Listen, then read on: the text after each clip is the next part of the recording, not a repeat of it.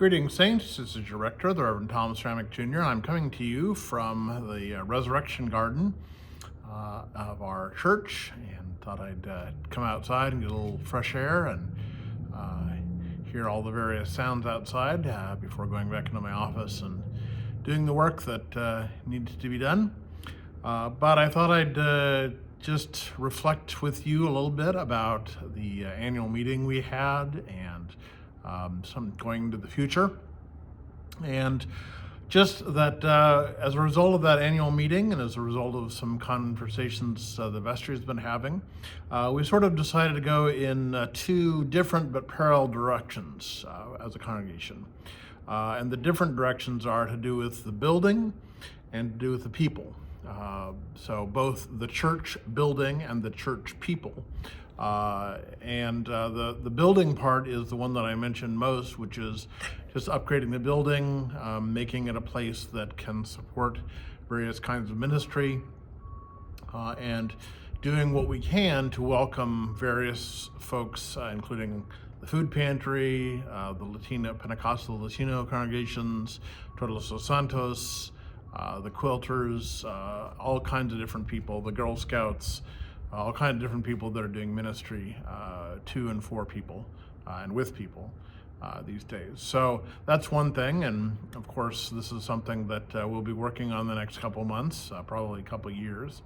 The other thing, of course, is that as we're doing that, we're also going to be working on ourselves as a congregation.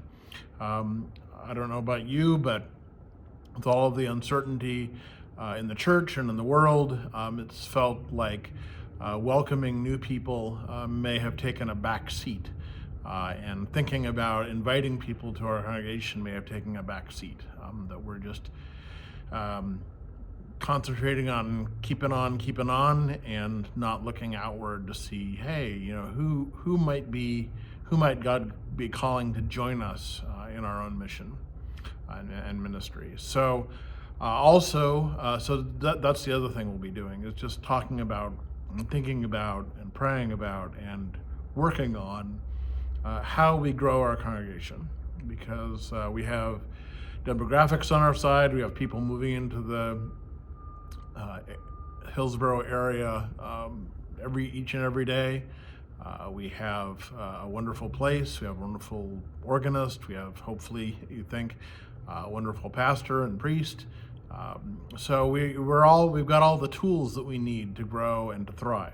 And so I'm encouraging all of us to think and pray about what that looks like, how we might think about and accomplish the goal of growing and thriving, especially in this time of uncertainty in the world. This coming Sunday, I will not be in town. You will be having Father Wilson as your celebrant and our Deacon Jim as your preacher. And I'm kind of sorry I won't be able to be there, because I actually have a stole for the occasion. My wife gave me this as a ordination present, and if you can't tell, it's got the fishing boat and the net with all of the fish in it. And I think it's especially good for us to think about what it means to be the fisherman, what it means to be fishing for people, as Jesus tells Peter that he's going to do. And we know, what does it mean for us as a congregation to be on the lookout for those who may need a place, may need a family, may need a place to be, safety perhaps, and of exploration, so that they can make sense out of a world that less and less seems to make sense. So I'd like to invite you to think about and pray about that. I will see you a week from Sunday. Actually, I'll probably see you before then, but I'll certainly see you a week from Sunday, and we can have more discussions about that. But for now, I invite you to come and be a part of our Sunday worship. I invite you to look towards Lent. I just finished a conversation with Rachel Kramer, who's the pastor of Calvary Lutheran, and we'll be once again joining with them, and this time on a Lenten series. So looking forward to that.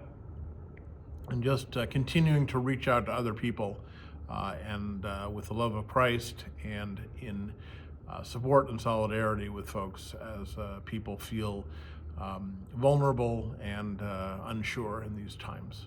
God bless, and I will see you soon.